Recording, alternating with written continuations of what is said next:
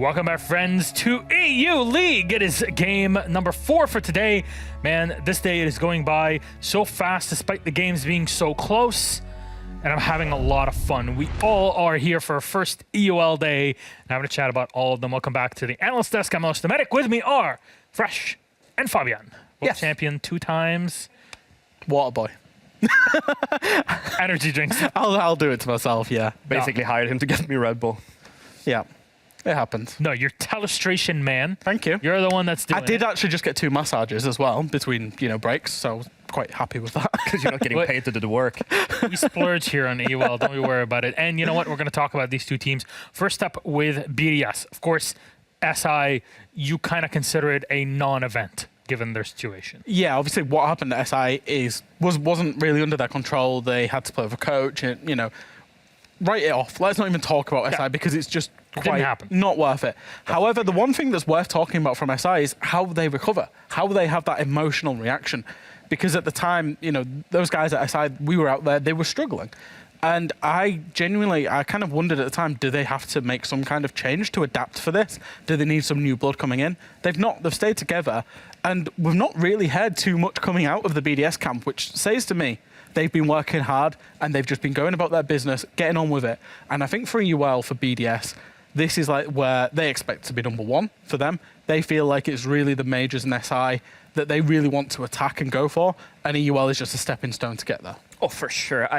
Like we said, okay, we don't talk about the Invitational that much, and having an emotional response to what happened to them, I can understand completely. I mean, I would probably be the same mental state as them if I was a player at that point. It's disappointing for them, but there's not much more to it than just that.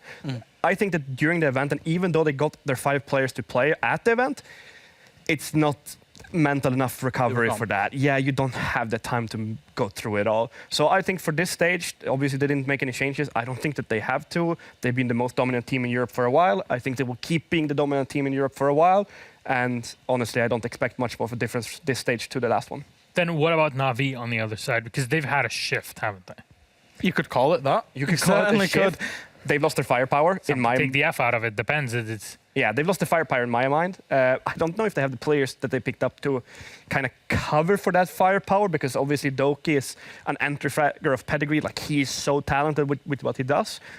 So I don't know if they can really fill those shoes. However, I do think that they brought on Kayak as a good caller, and I think that they can have really good communication. And I think that with him and Secretly and Nathan, I think that they can talk a lot about the Siege, and I think that they can set up a lot of strats on paper before and probably during. But if you don't have the guns to shoot back at that point, it doesn't really matter. And I want to just contextualize this with the absolute raw statistics of KD, of the 5 players on this roster from stage 3, so from last year.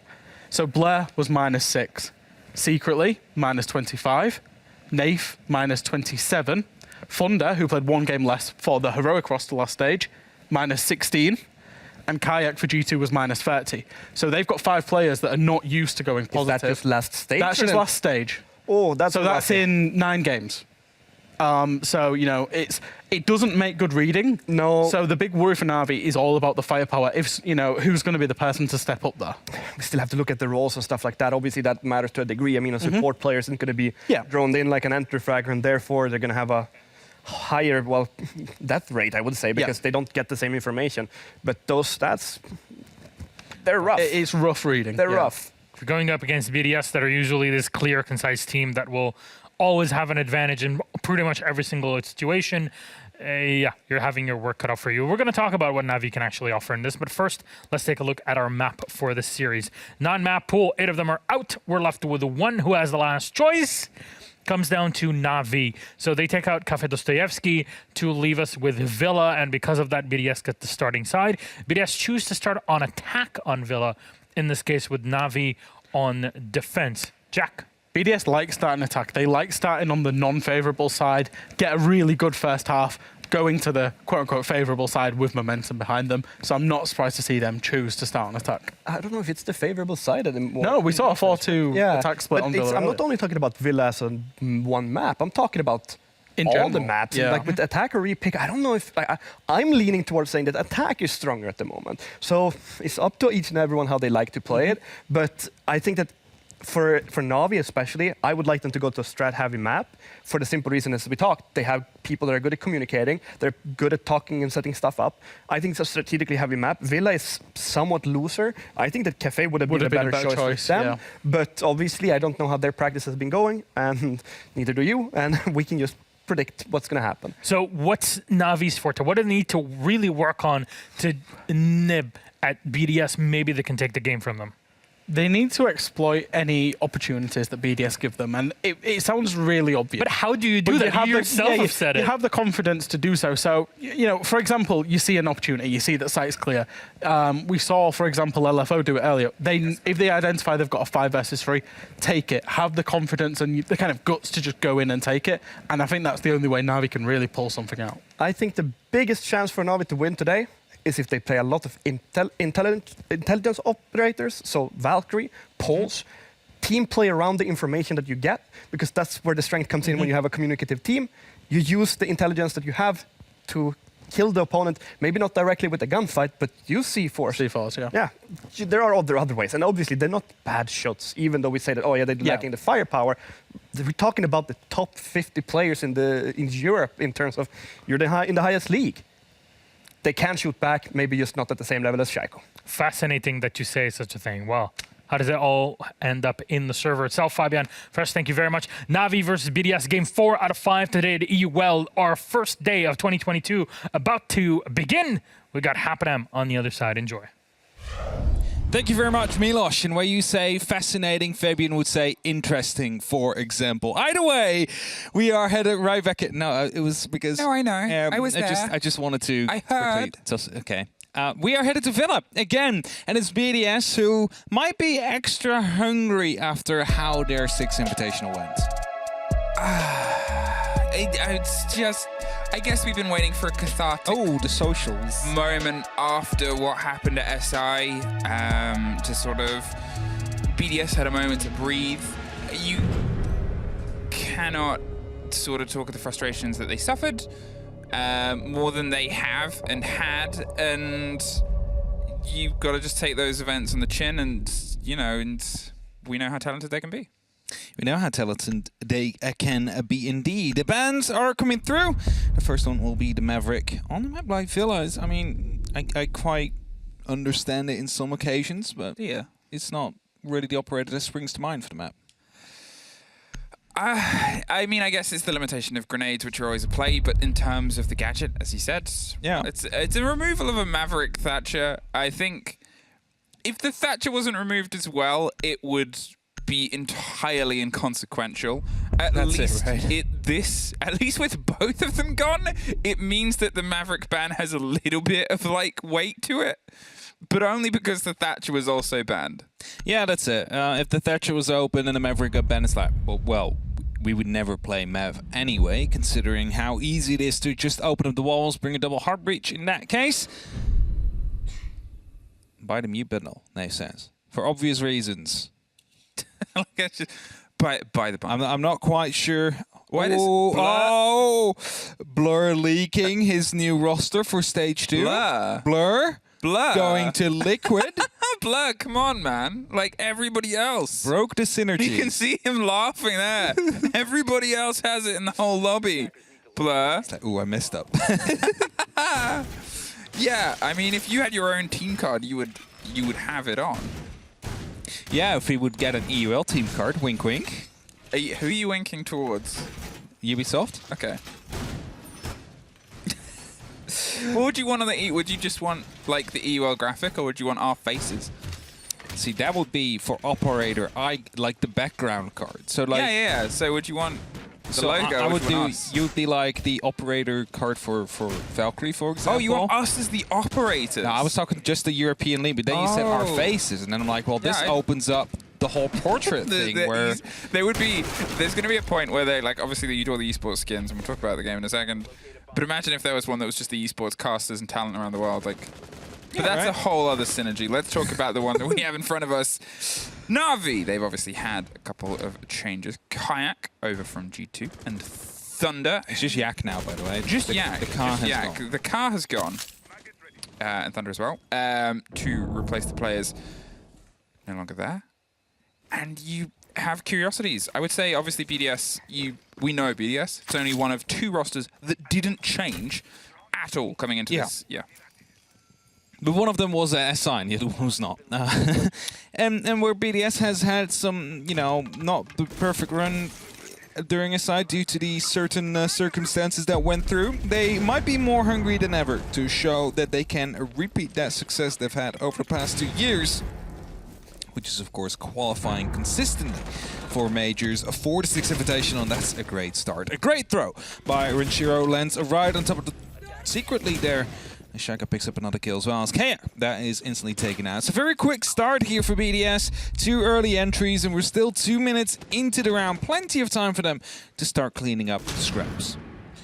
That's it. Nate's trying to get all the intel he can. Goes for an early swing round, blinded. And had to just pull himself back because he didn't have the confidence, but Thunder, in the meantime, it goes down elsewhere. Another blind, another swing. Rafal and Renshiro, 2 stories of devastation.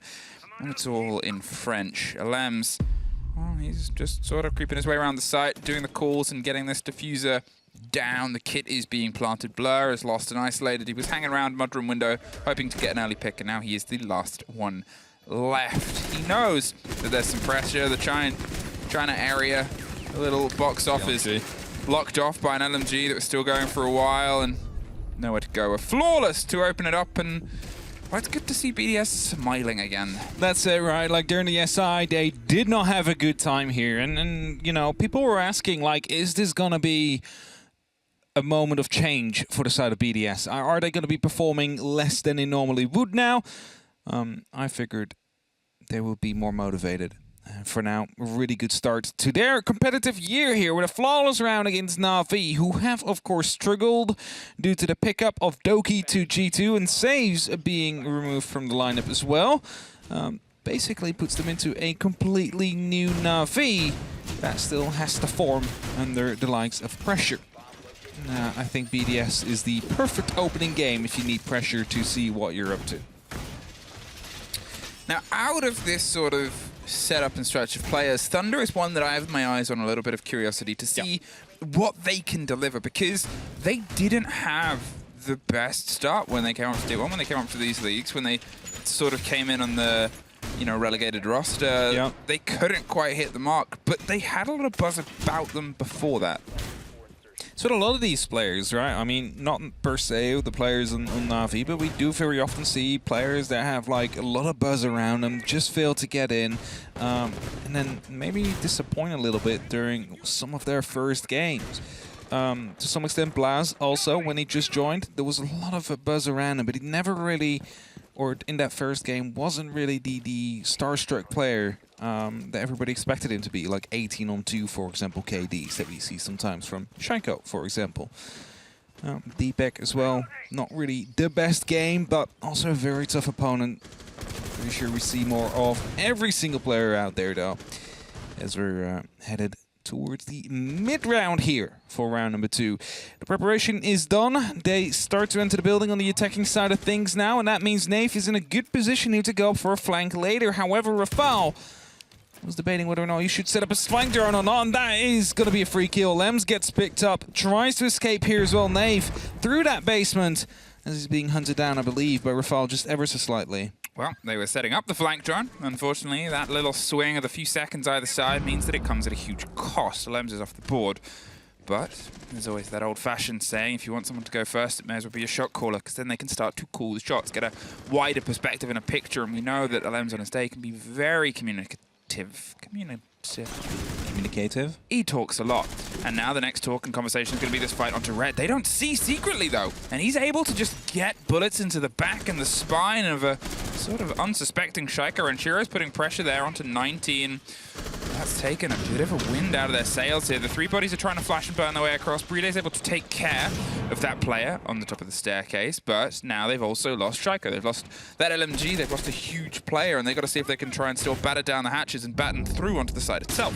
Still Nave blow, though, with the Nitro sound. That is going to be absolutely crucial. Even if BDS is going to be able to take that full top floor control and the side and is going to be trying to go for that plant, there's always that explosive from below. So they need to make sure there's still plenty of time left if they want to make this stick. They're opening up the vault, however. That's going to be removing one of the playing positions, but I believe an Impact Nade just got rid of all those 6x Kairos. Still one left in the pockets of Kayak, and we'll be using that as well, but it's a grenade that comes right around the corner. Might be caught off by the Wamai Magnet, though. Playing against all of those X-Kairos, but not enough. They just have enough to open an angle. No more breaching is going to come through from that Hibana. They've got to see if they can just try and work with what they've got, and what they've got isn't a hole they can get through. Just sort of throw some grenades, but now it's an angle that he can be shot from. Renshiro knows his time is a bit limited, and he's got to see if he can try and make the most of it. 15 seconds, they're going for the push down the corridor itself. They're trying to free some space onto the strategy table, but the smoke canisters are stopping any entrance. Playday so injured, and Yak is going to finish off one on the split. Rafal at least gets one more. Playday gets dropped in the smoke because he had no health, and we find ourselves one apiece. Well played by Navi. They're trying to stall as much time as they possibly could there, making sure BDS is not really able to progress. And, you know, it started off with a great pick onto Lems, who was on those stairs, just holding his drone. He was trying to put it in position or droning something out for his teammates, but not really in a safe position. Got himself caught off as a result. It's not the only team, by the way, operator, I mean, where Blur has got the liquid card background. Goyo is next, so he's definitely going to have a word with the rest of the team. Apply to all on there is no apply. One. There is no apply to all with the operator yeah, cards. he did it. So he did it manually on every single operator. He might be. Wow. But yeah, and you know, BDS had some missed drones as well. They did not know about the player onto the red stairs, and Shaiko just put his back towards him, got himself killed as a result, and that loses in that 1-1 currently. Still plenty of time though to make up for it. Now we're having a bit of a debate on the analyst desk as well. Will it be a defense side of map? Will it be an offense side of map? I believe Fabian said attack side. Let me just look over to Fresh quickly. Defense side for Villa.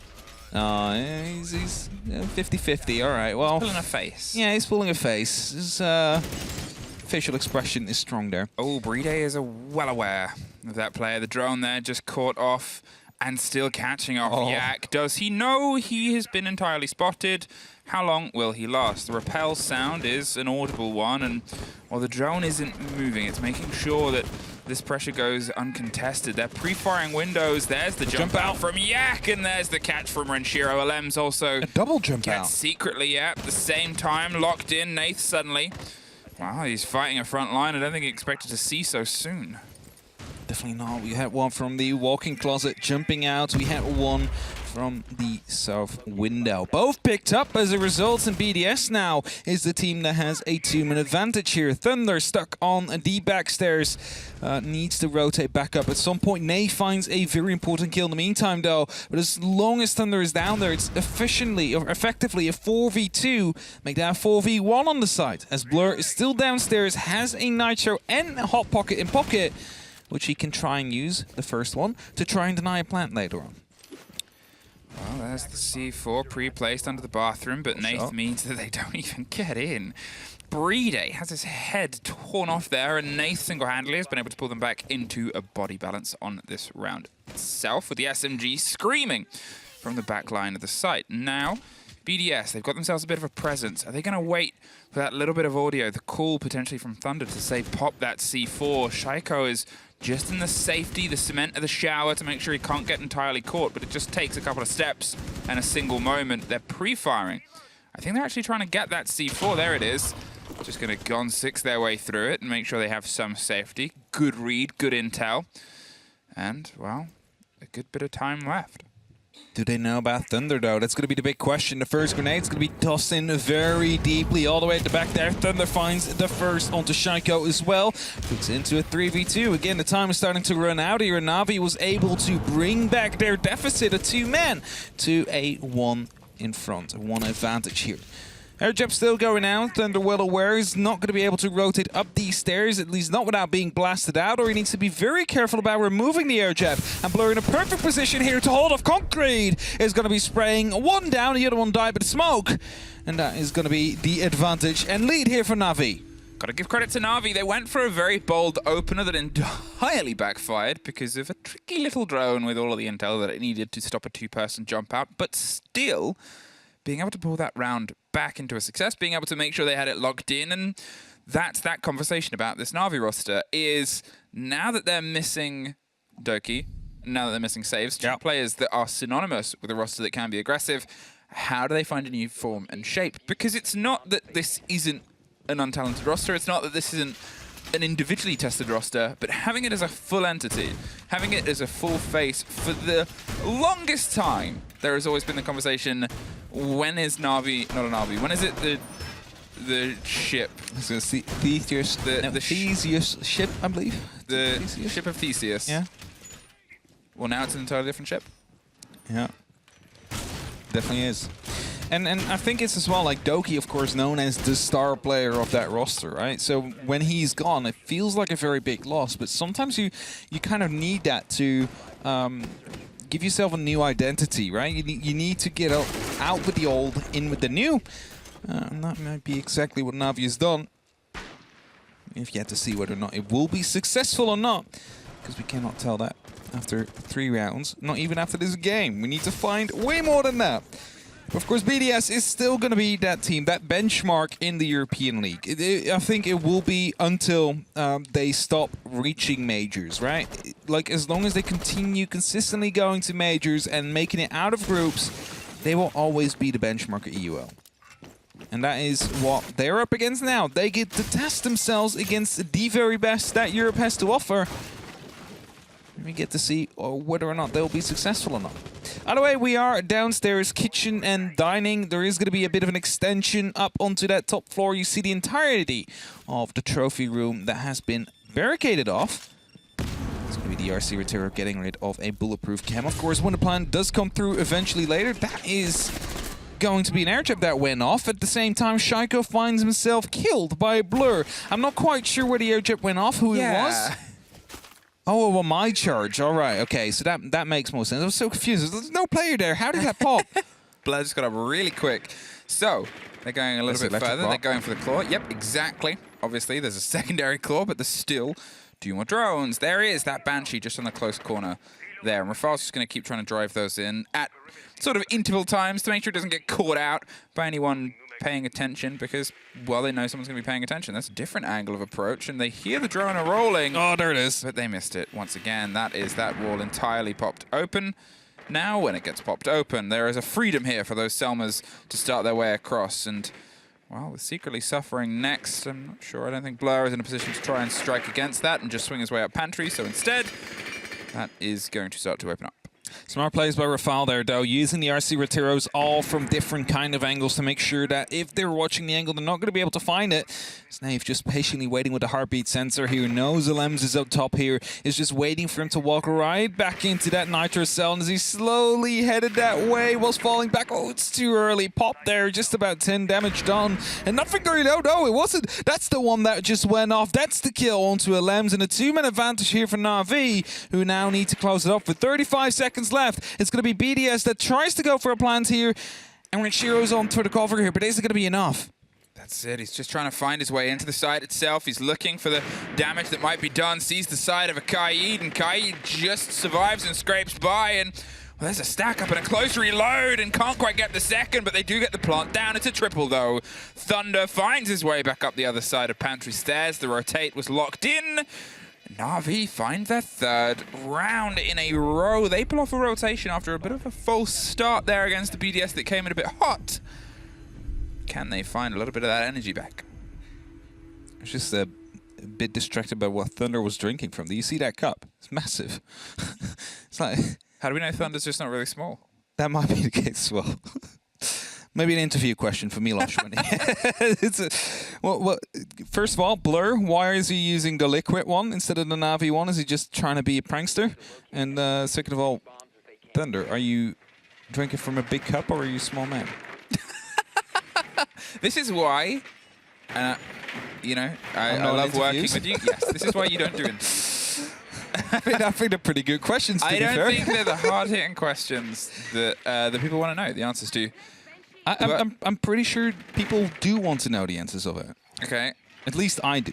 Well, there must be another one. Like, you can tweet at him later. For now, Na'Vi, they pull themselves back round to the first site they found success. And it is worth mentioning they opened up with Kitchen. And Kitchen closed off very quickly, whether they tried to have a bit of a gambit. This is one of the conversations that came up around the attacker repick. Those surprise site first picks are going to become pretty much never seen. Because how much of a drone game has to fall apart. At this level, a successful drone game isn't finding the site and getting it popped up. It's you'll get a taste of where the players are and where you hear stuff, and then you'll be able to know when your opponents are based on prep. You're never going to see a surprise site. You entirely have to lose your drone game to not know what site you're pushing on. It's about setting up the flank camps, right? You wanna make sure that you have some pre-placed drones either for the entry or for later in the round, and you might want to try and figure out some of the utility placements as well. Sometimes you see teams finding out about 2-3 shields pointed at one direction, and they'll be like, okay, then we just had the other one because there's a lot of utility placed this way. Don't really want to fight that right now. Scans coming through from Alems. It's going to be finding Malusi. Blur, the imposter, using the liquid operator card here, holding off in 90. It's going to be spotted a couple of times, but it's not really going to be bothering him too much. No one is close enough to punish him for it. As nitros are being tossed up, it might actually be a bit of a bait. Wanting to go for another spot, then blow it up as soon as it happens. Small amounts of damage are being done to Blur. I believe that's grenades just being tossed in from far, but not quite hitting the mark in the end there. Drones coming through, confirming he's still on 90. That's the grenade. Actually, no, Lem's getting the kill onto Secretly. At the same time, explosions went off. Yeah, a bit of a change of pace here. Obviously bringing the Jackal, see if they can try and find some of the control of the map elsewhere. They know that Navi's been playing a bit of a loose game, and they have that ability in that roster. Villa, it's big pockets of space. It's big places to go on adventures. It's a rarely seen basement that Navi started to explore, and having a little bit more control over that. The air jabs haven't been working, so instead, let's go for something a little bit more direct. Let's take the fight to Navi and see where we can pull it out from there. And it's led to a bit of pace here. The top of the red is under their control. They're looking for the rest of the angle round onto 90 next and seeing where they can go from here. Playday wants to try and angle a grenade round at first, but the change of tacks and the change of plan is, well, let's just put the pressure onto the door of the site itself. Alem's going for the rotation elsewhere. It's just no time to also get rid of the electrification on that wall, so they really need to make sure that they quickly revisit their plans and bring it into the right direction here, because there's 40 seconds left. It's going to be an RC Retiro that tries to spot at any utility. None will be found, so it's going to be checking out the study now, taking out a camera as a result as well, which allows for freer entry here for Alems into the study window, which could be more crucial later on. 20 seconds, and they've gone for a huge rotate up red here. Nath could strike big if this has gone uncontested. It's down to Playday to be the lock-in. There's the swing, and there it is. Said he had to be the lock, and he was, but with the canister still stopping it, that's enough damage to his health to means that he goes down. He just tried to charge his way through. Blur gets the lock-in, 8 seconds, and suddenly as well. Everybody is being picked apart there. 4 seconds. Shaiko with nowhere else to go. It's just fucking impact. And a man behind a table that had barely any cover and no time. And that's it, right? This is why you need to be a little bit quicker on the pace, because as soon as you start leaving it down into these last 20, 30 seconds, you know, we've had that meta already in Siege. This is where all the utility comes out. And, you know, if you do not waste it early on, if you do not try and bait it, then it's just easy pickings there. You know, some teams, they play the smoke on the main stairs. They use those smokes early on. That leaves you with just a C4 or some impact nades later on. But now they had 3 impacts. They had a C4, 2 impacts. They had a C4. They had 3 smoke canisters. There's no way you're going to be able to just sneak in and go for the plant there, because there's always going to be someone that picks you up. And BDS is now almost done with their tactical timeout, talking about what went wrong, what needs to improve, because, you know, they just have that singular round left on the attacker. They started it off flawlessly, and ever since weren't able to really find any success anymore, even though they have had 2 rounds where they had a 2-minute advantage at the start of the round. But then they just lacked the time in the end, and that is something very uncharacteristic. There we go. Difficult words here tonight. We're just trying to impress everybody. On the first day of EUL, we want to be as impressive as possible with the big words that we've learnt. I mean, I knew like the word interesting. Already, but yeah, like interesting. For some more than others. 4-1 BDS, and this is not going to plan, is what Attack Timeout always generally tells you. And yeah, to be fair, we're seeing a Villa that's gone to the defensive side. There was predictions that it would lean into more of the attack favor. based on a couple of different things, based on how these teams like to play, general rules. Granted, we have a lot more data on this BDS because it's a set roster than this sort of new NAVI roster, but with how these players have sort of built themselves behind, it's a better idea of things. I think that this NAVI roster is probably going to have a little bit more of a tougher time on their approach because, as we said, they're missing Doki. They're missing who was so often their entry, and a successful one at that. But they get themselves into a 5-1, and suddenly that distance is very doable. It's very doable indeed. And Villa is a map, but of course, that has been in a map pool for quite a long time as well. I mean, not as much as Club in Oregon, where everybody knows how to attack it. I mean, most people in your random pickup games will even know how to attack those maps. Villa's a bit more complicated than that, but it's been in the map pool for quite a while here. So I think that even Navi, with their new roster, I mean, this is the chance to give themselves a new identity here. And I'm not quite sure. No, we have to wait and see at the end here. But if they really will have... Oh, that's a black eye spotted there. Good spot from Rafal. Was quite well hidden in between the books. That's going to be giving some more security below, because Blur is just lurking around, having a Nitro Cell in pocket, looking to toss that up at the right timing and pick up a kill as a result. That's it. It's an absolute death trap, that room. It's one that we've seen BDS have an awareness about before, but they're playing very cautiously here. They're stacked up, and granted, at this point before, Navi had thrown 2 players out the window and lost them both, but then they came back to win the round, and that's the big problem right now for BDS, is they've struggled to break through after a strong opener. Since then, it's been a different story. Where that drone was going, it had a dream, but well, there was a player paying attention. Well, Lems needs to be very careful here. Grenade is, of course, meant for the player right below it, and that is going to be just doing a little bit amount of damage towards Secretly. He's going to toss a Nitro Cell back towards them. Neither will actually succeed. Renshiro in deep in the bathroom here. There's a Nitro Cell right below it. Blows up, but just too late. Could have been a double if it was a little bit earlier.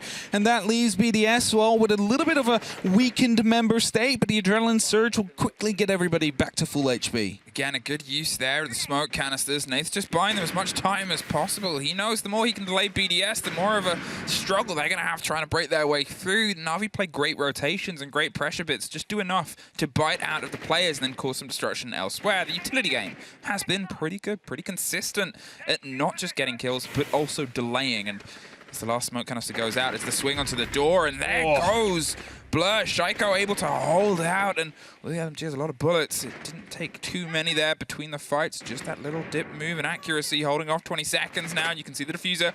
He's sort of bouncing back, whether it wants to try and push the shower. Well, it's a little bit of a heavy push now. Secretly has it locked down, and there's one more for Thunder. Now it's just, well, not Shaiko. Rafal up to the roof. Nothing he can really do at this stage and at this time. Navi lost the first, but then took the remaining 5 defensive rounds. And as I said before, put themselves in a very good position here.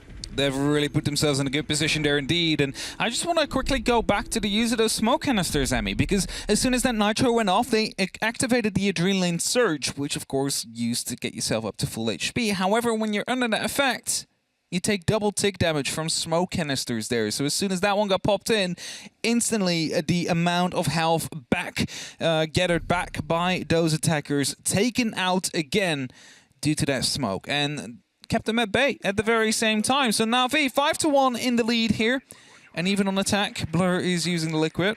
Cardbacks. I'm very convinced I'm not sure what's happening that he's there. just a big prankster here on the side of Navi. It's like, I see every team do the uniformity, you know, every Maybe team who he has just the hasn't card back. unlocked the others yet. Maybe he hasn't unlocked his own team skin. I'm pretty sure they get like a bunch of codes You for would it. assume that they would, but you know, I only have one team skin. I haven't picked up any others, but BDS did send me theirs. BDS has sent Very me that as well. lovingly. Yeah. BDS Yeah. does this every single They're time they so get a new lovely. skin, so they're very lovely Best indeed. friend DS. You and Des also got sent some other teams. Yeah, we did. I we got bribed, I don't think Fresh did either. Nope. and he worked for them. Yeah, that's true. We're not going to name this team. F3. They 5-1. Navi, now onto your attack. And to be honest, prove me wrong. I know I said I'm probably going to see you perform better on your defenses, and I guess you can't. You know, it's a struggle to do much better than a 5-1. But over this season, over this split, this roster for me, based on how they like to perform, it feels like a really good defensive roster, which raises the question of, for me, how will they work on attack? How will these pieces of this puzzle come together? This is where my biggest sort of questions are, because I want to know what this point is now. That's it, right? And this is where we really get to see whether or not Navi, their new roster, is going to be molding well together as well on the attack side of things. They need to work together here. BDS was suffering a lot from a time deficit. They needed about 30 extra seconds per round to get stuff done, which, of course, they did not get. It's a good use of RC Retero, though. At that moment, it's a barbed wire getting rid of. It's also a magnet that has been destroyed, and that forces Renshiro out of his position and takes out his ADS and shield. So the complete main stairs has been cracked open by Navi here, and now they just need to take control of it so they can start pushing through. Yeah, very clean use of utility there, and to be fair, we complimented it on their defense, but the use of the Flores was very good from the side of BDS as well, a team that does love that operator here.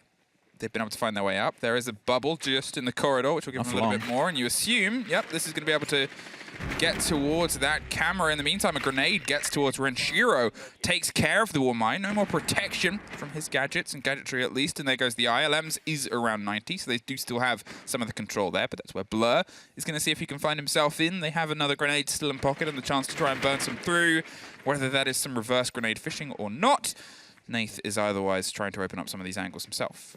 Yeah, he might just play on that window as a bit of support, right? Because as long as he's on that window, which he no longer is, it would have been very unsafe for LMs to swing the classical hull to stop any push from Navi to come through. But as he manages to find that kill, suddenly the classical hull is under control of BDS still. And that means that a push from that area is very unlikely here to come in from the side of Navi. They might still attempt it. I believe Secret is already repelled up on the window again, so he's looking to take over that spot, so they can still go for that same very push. And Shaka takes a small amount of damage there, and the repel in comes from Secretly. He almost loses his life as a result. Well, now he's pre-firing onto the angle, just slipping by Alems. Alems needs to try and win out this fight. Thunder, in the meantime, takes care of Shaiko, but look at the time, 10 seconds, and that is a very toxic corridor. Rafal is down in the site. Yak is just going to try and drive himself through. Nath goes down in front, just digging behind the chassis. Look at Thunder! He screams! He makes a heck of a noise, pushing onto the vault. 6-1. And this has gone entirely the opposite way to a lot of people's predictions. 83% thought BDS was going to win it, and I have to say I might be guilty to that as well. I expected all of us predicted BDS. I think we all predicted the same teams anyway over the course of the day, unless Milos went different than others in some of them.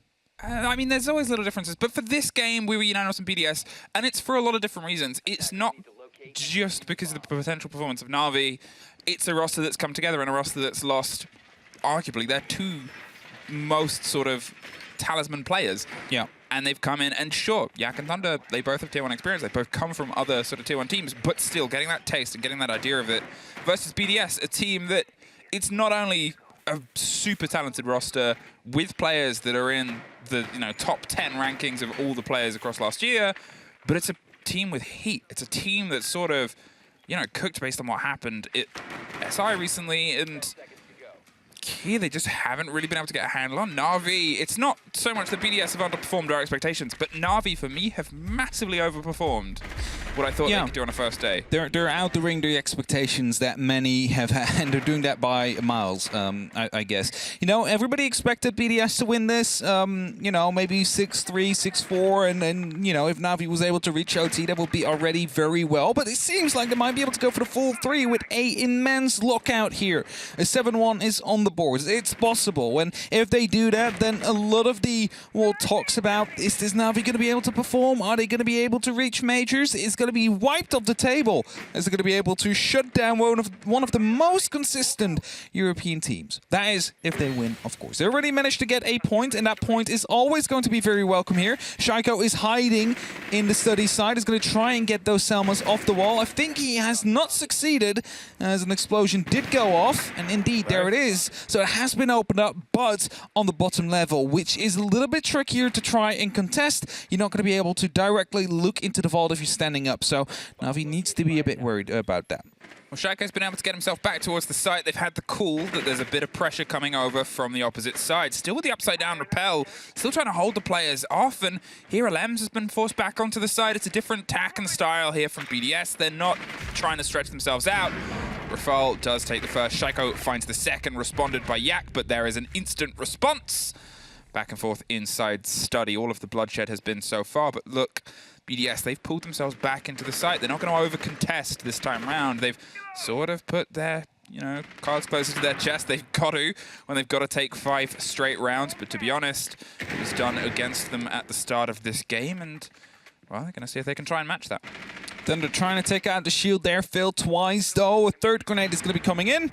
Not quite sure if that finally took it out, but definitely did some damage towards Shaco there. Secretly gets his head removed by Lems. It's all up to Thunder here. Finds one. Needs to find 3 more to lock it off. Spots some feed. Is going to be able to almost hit the head of Renshiro, but he's a little bit quicker on that.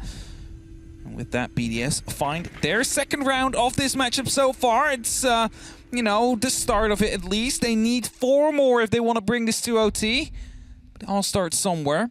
And for BDS, it starts here. Now, they need to go to the secondary bomb site, which will be Trophy Statue. Also forced to win that one if they want to be making it into OT, if they want to be able to pick up these 2 points. Trophy Stat, the next site. Another liquid. What? Another liquid. Yeah, of course. He's done it on every single operator by hand, consciously. So there's, again, that's why I want to have the answers on the interview. Just trying to get that Brazilian support for Thunder. Make him feel welcome. Maybe. Or he's giving a hint to Liquid, like, hey, do you need a player? Nah. He might just be a big fan. I mean, when I just first got into esports, NIP was the team that I was supporting, right? So I was very happy when they came towards Siege. So, I've always been following those boys over the time. I mean, everyone has those first teams. Yeah. Everyone has your early teams that you support. From that sort of... What is this skin combination? Just the bright green with the white attachment skin. Playday, loving it here. I love that Karada skin, the revolver skin, by the way. That was in Battle Pass a couple of seasons ago. Those 3D skins are very cool. Either way, we have a match point on our hands. Still 4, actually. NAVI, 6-2 up. Basically surpassing every single expectation made today, except for the 17% that had beliefs in the team. Now they need to try and finish the job here. 4 more opportunities to do it. The pressure is completely onto BDS here. They're the underdogs, NAVI. And they are in the driving seat here on Villa. A map that might just as well get banned every other week from now on against them.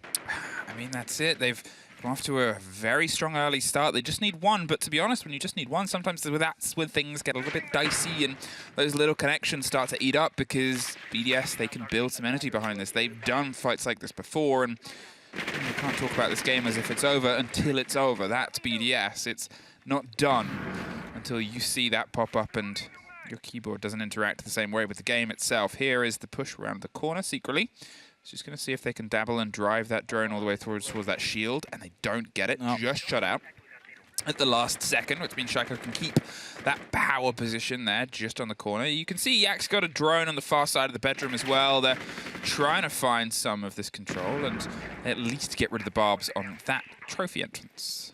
Now, Blur is on those red stairs. He's, of course, hiding with the Hell Presence sensor, trying to make sure that he doesn't get spotted or heard or whatsoever. He's basically on a flank watch for now. But as soon as he does find a Lems who just popped up a goo mine, that means they're now very well aware of a player downstairs. He might go on a bit of a hunt there, even maybe go up the extra stairs at some point as Nave is hoping for a feed or a need to show up there. Needs to be very patient here. Rafal is not stepping out of his line here. That's it. Rafal is just out of sight, out of mind. There's some toes. He has to time this perfectly. Because if he doesn't, then they'll know he's there, and suddenly he'll lose that opportunity. He can't just get a scratch and a scrape. It has to be something confirmed because you're looking at 40 seconds. Now, he does still have the potential to try and get a grenade down there as well, and that's it. It's a bit of a bounce towards the chassis, the sound and the pull, and that's the drop down either side, not quite connected. It's going for a hot rappel. That's not massively seen all the time, and hits the Prisma, the disaster.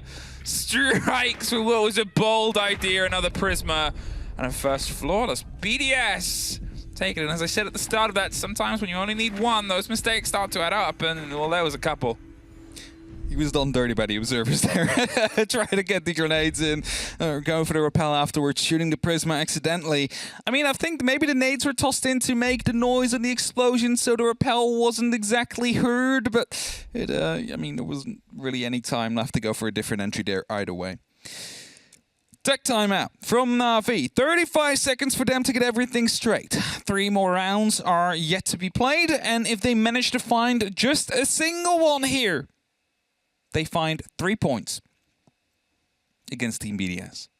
The team that is the benchmark of the European League.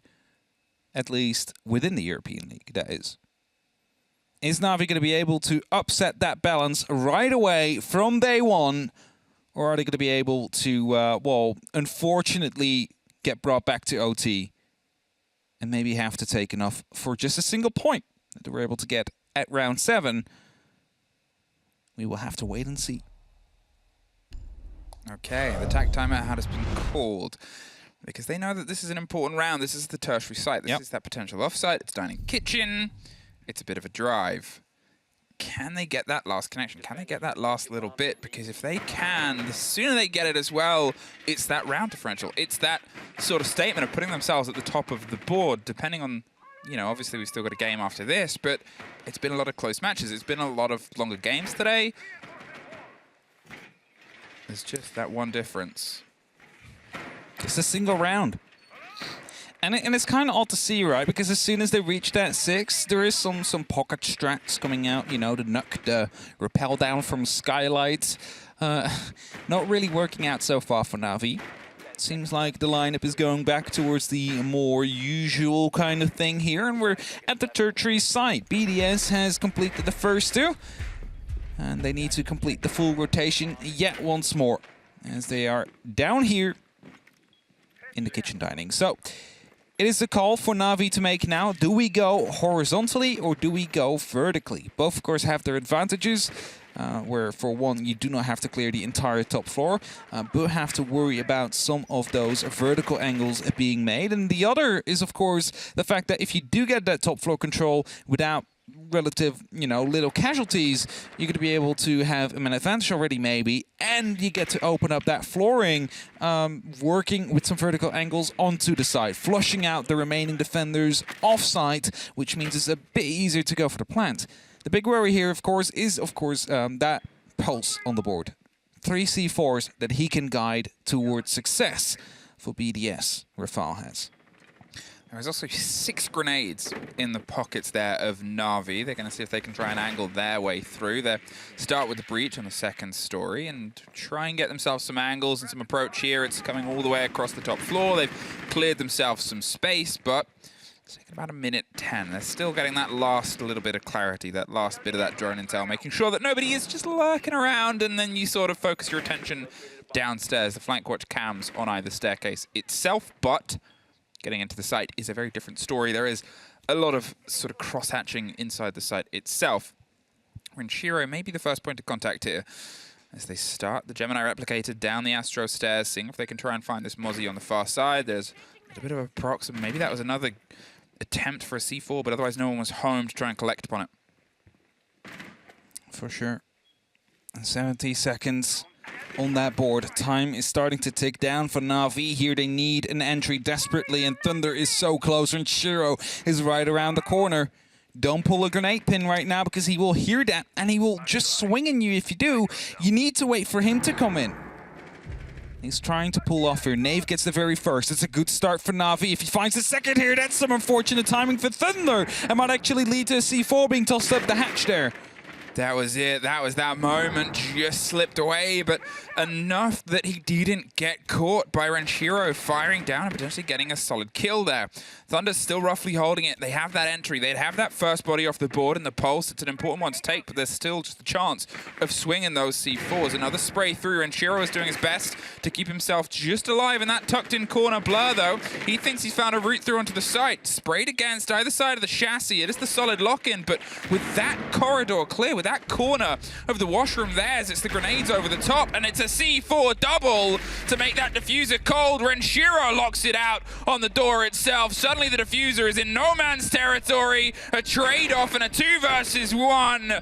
One misstep, 2 bodies stacked up, and the diffuser going cold cost Na'Vi that potential round. Blur was able to sneak in so far before they find out he was there, and then as soon as they want to get the plan down with the second member, the Nitro comes in. And that's, of course, that danger. You need to have that space, and you need to make sure that you're not going to be able to both be picked up from the same grenade or from the same Nitro, depending on which side you're currently playing. And that leaves us with a 6-4 now. BDS makes the comeback happen, or at least it looks like they will.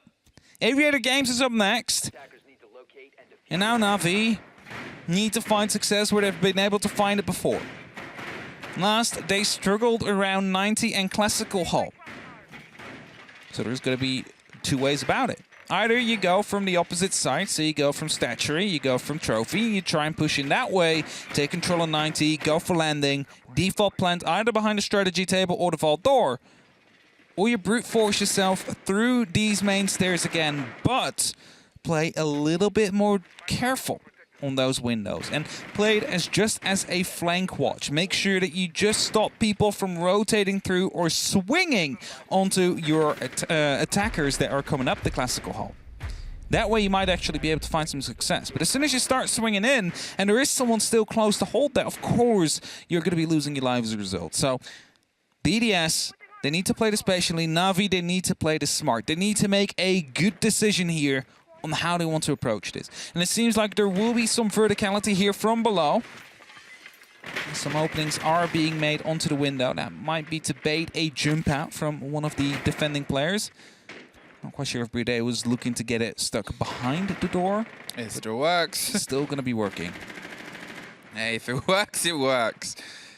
Here, Na'Vi, they're obviously able to take their opening attack on this site. They have some history here, and then since putting themselves so close to the end, well, things have started to slip away from them. BDS have clawed it back 1 round at a time. They're just waiting for hopefully another mistake to come through from the side of Na'Vi and give them something else to work with. A slightly different angle of approach here, but they have the shield. They're waiting to see if a head just pops up, and well, that allows that Flores drone to sneak its way through. Once again, a great clear. That grenade doesn't quite get the full catch on Renshiro. I think that came from underneath from Blur, and well, they slip by, but the opener gives them a little bit more room, a little bit more territory in the top of the stairs. Shield is gone, though. That was, of course, the eventual goal. That is what they achieved with those Roteros. Also, some barbed wire gone. And this is what I was saying, right? Okay, if you want to go classical, that's fine, but you need to make sure that no one is going to be swinging in from the 90 side of things. You can deal with the door swing, as is happening right now. Secretly playing this very close here. Knows there is going to be another player around. Blur is looking to do some damage as well from the window. He's doing that successfully as well, and he's playing that with an LMG. Doesn't have to reload if he plays that smart. Is going to be able to shut down everything that happens. But look at BDS. 4 people on the side, maybe even 5. Yeah, Shaiko's on side as well, so they're all here, all just tucked in, waiting for Na'Vi to make the first step. Now, Nate's going to see if he can open up. If he can try and pull a body out here, it just gives them that extra momentum. It gives them that trade advantage if they try and drive themselves in, just looking for something.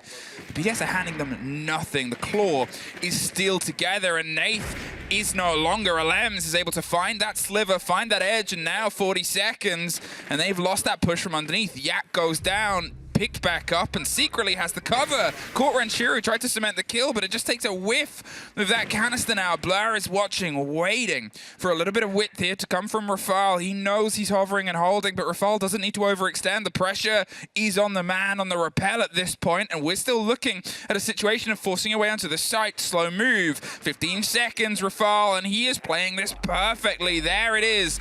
The audio comes through, the boost and the drop, but he still loses out. It's a 3 versus 3. Alems is able to entirely lock it out. The quad and the ace, Alems!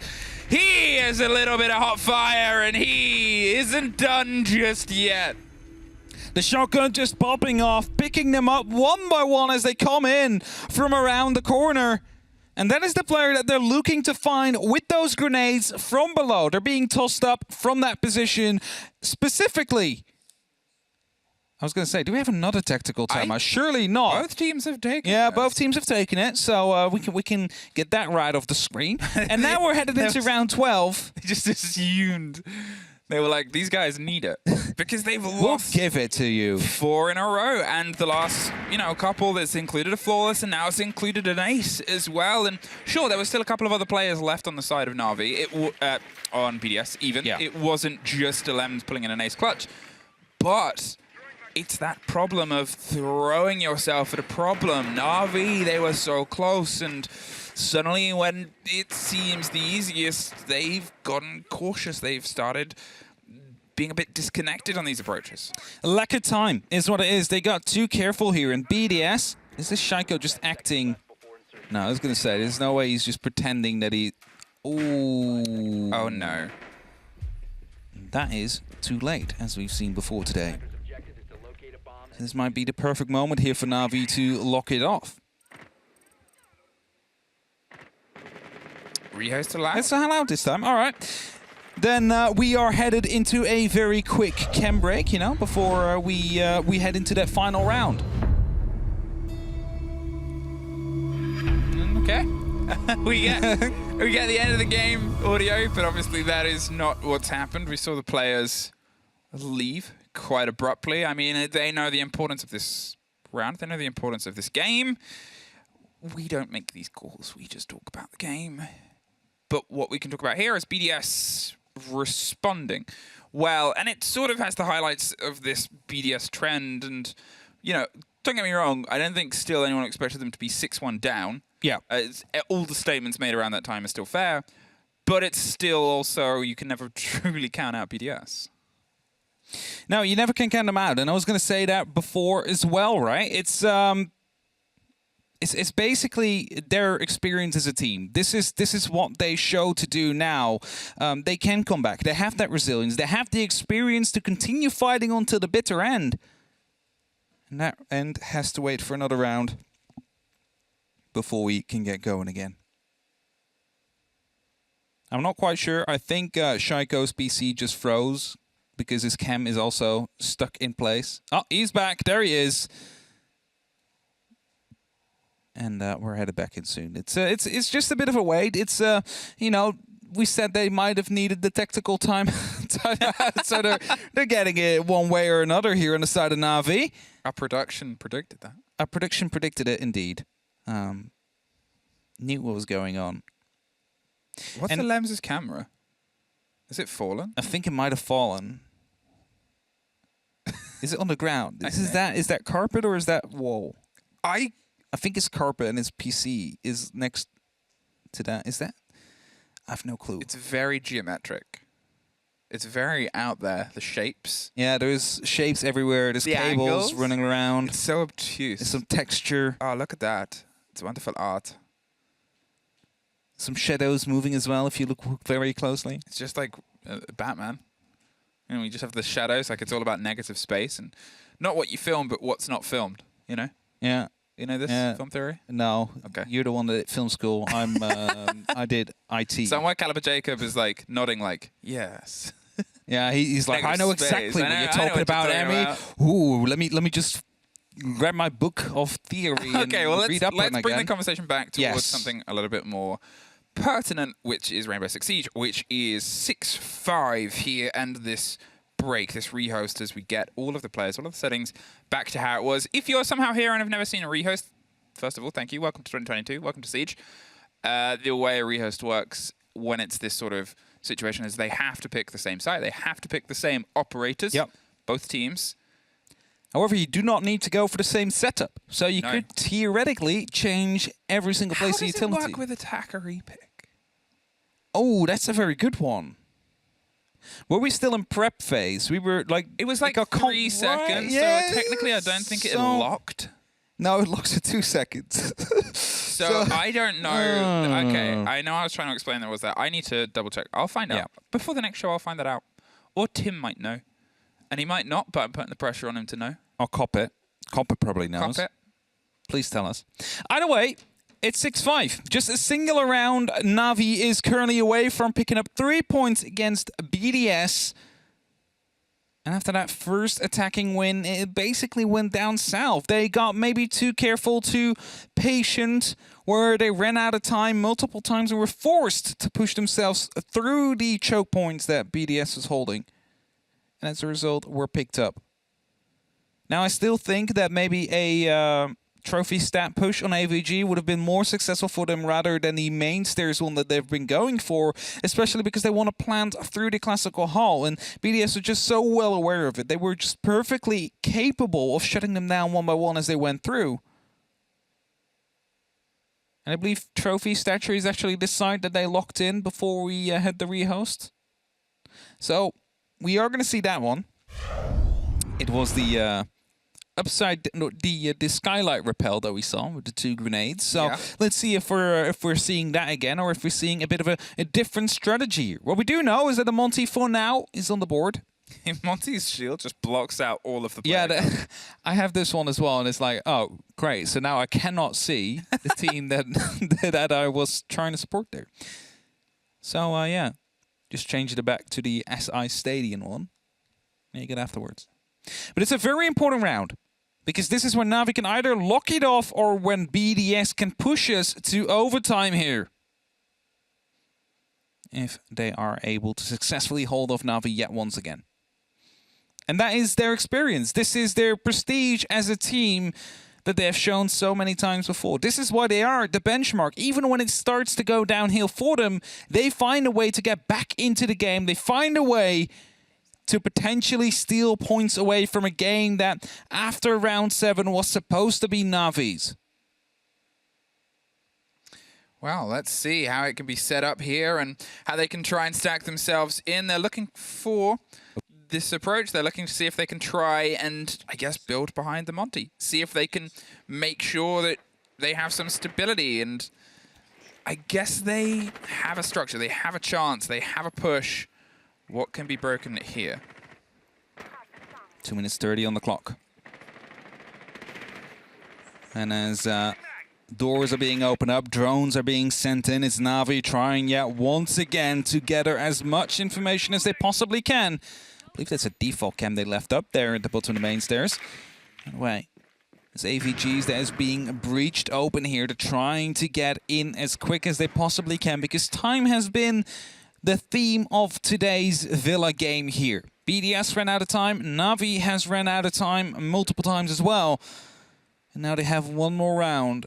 After a good team talk there during that timeout, a technical timeout, where they can prove that they can fix these mistakes on the go.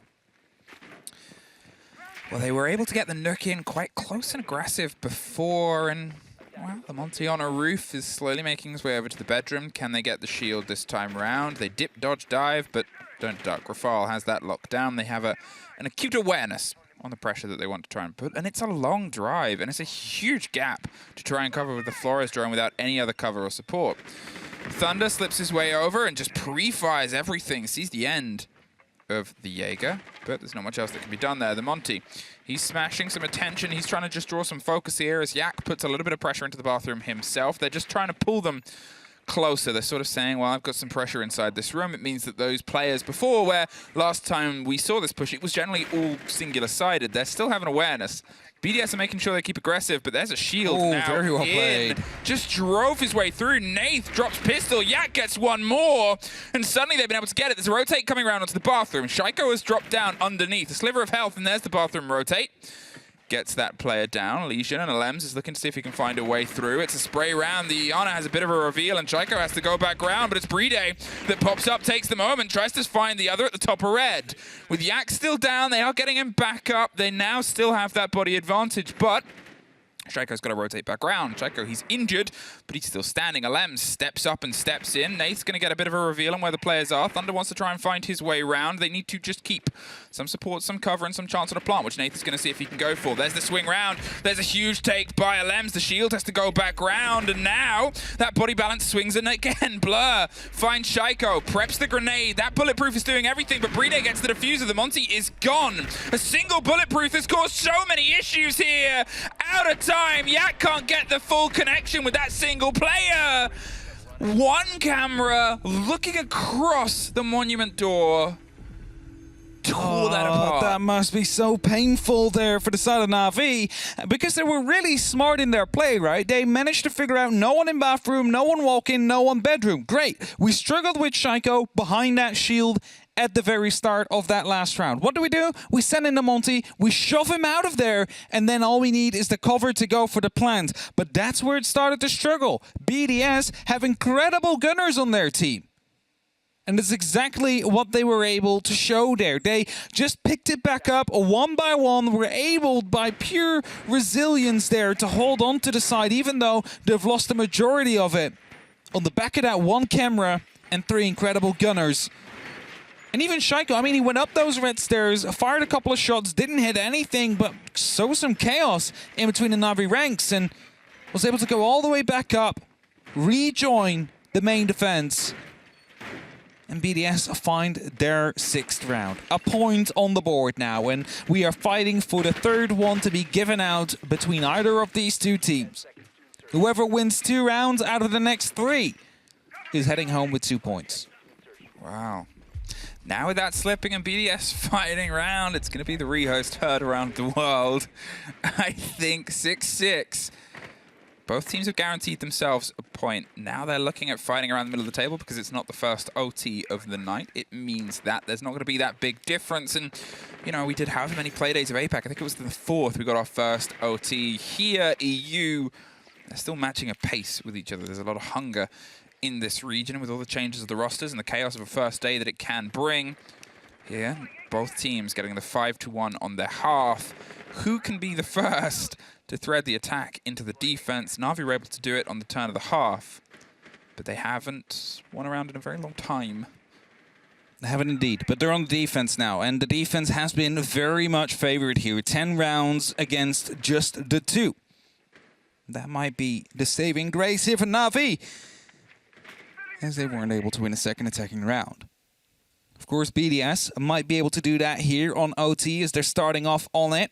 X-Cover's being used to open up onto the red hallway below just to make sure that they can cut off any rotates from roamers that are left behind, not close to the site.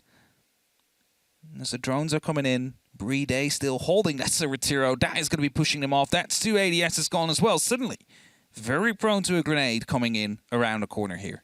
This was a power position secretly played a little bit unsuspectingly before as well. But here, Shaiko's got himself in close. There's a little bit of pressure now towards the backside of red. There's more hot pings, more ideas of where that player on red is. And Shaiko's trying to find where to have the first fight, and easy pickup onto the door for a second. Shaiko swings with the LMG, is able to make it absolutely sing either side. Nath stops the song just where he wanted it to, but still. They lose the body on the board. They lose the one inside the site and the connection on the red stairs as well. Shaiko gave his life to drive them forward. Now they've been able to take some clarity of space with a minute left. They're starting the approach underneath.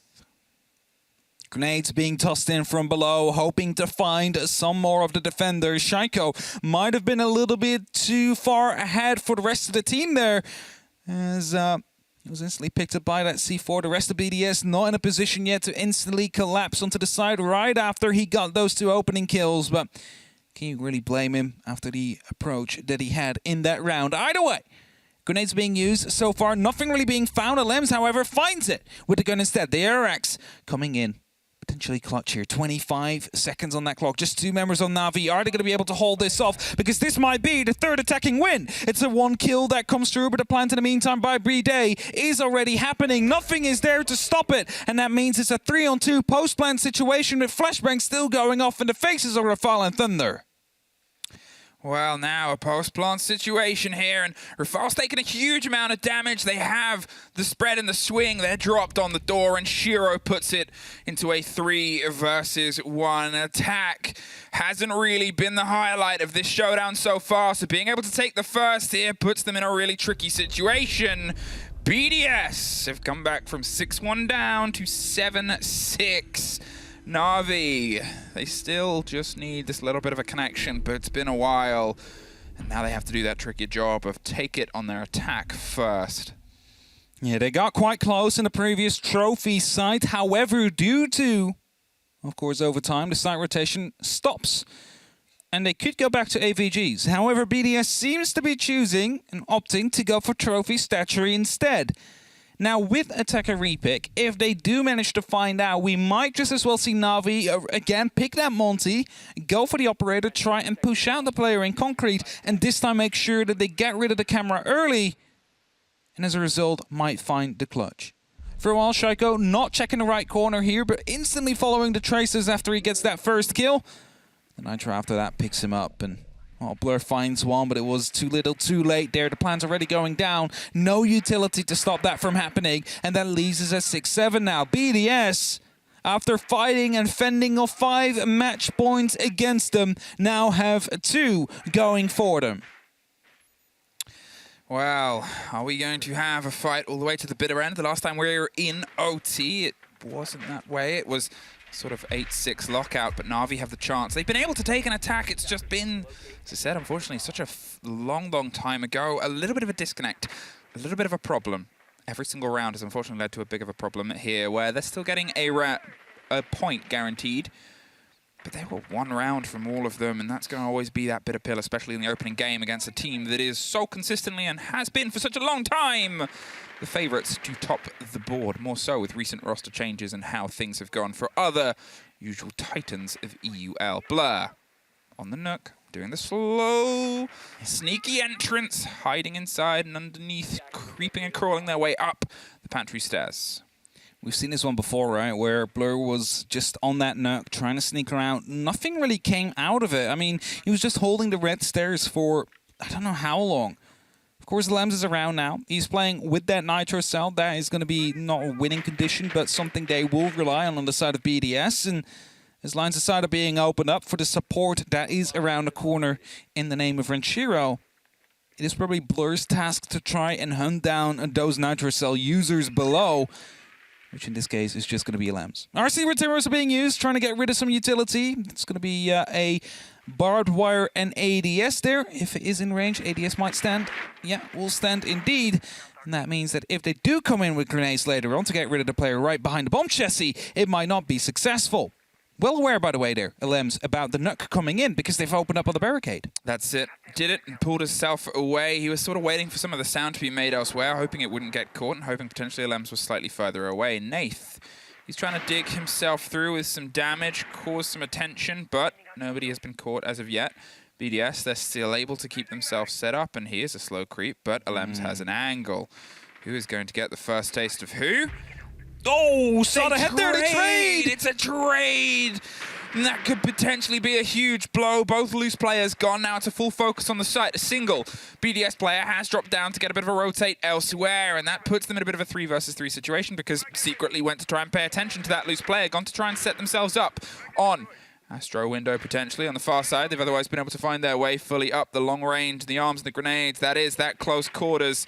Bit of damage from that ADS that wasn't quite caught out before. Secretly, he's trying to just pull some attention, and Nath digs in, can't get the second. Shaiko and Rafal find one either side. Secretly, massively injured on that approach, on that breakthrough. Thunder on the other side of the world. Secretly just has to go for the swing with 20 seconds, but it's BDS that knock it out of the park. They are able to come back to an 8-6 win from a 6-1 deficit. A tough day, and as I said, a tough rehost, but this is the result we have, and these are the points that end the board. It is definitely a tough result for the side of Na'Vi. I mean, they might be happy with the points, but only if it would have come from a comeback, for example, right? Because they had so many opportunities here to lock it off with a 7x. And were able to pick up the full 3 points. However, unfortunately for them, we're not quite able to do that. I still think they surprised a lot of people by their performance here today, but they might have wanted more out of it themselves here. BDS, however, showed incredible resilience like they normally do, and were able to pick up those 2 points here. I just wanted to quickly hover back to that last round. That single ADS catching off the grenade meant for the person up close. That could have been a very different round if the RC Retiro was just half a meter to the left. Well, that's not for us nerds to talk about. That's for the other nerds that are on the other desk. After another quick break, we'll see what they have to say.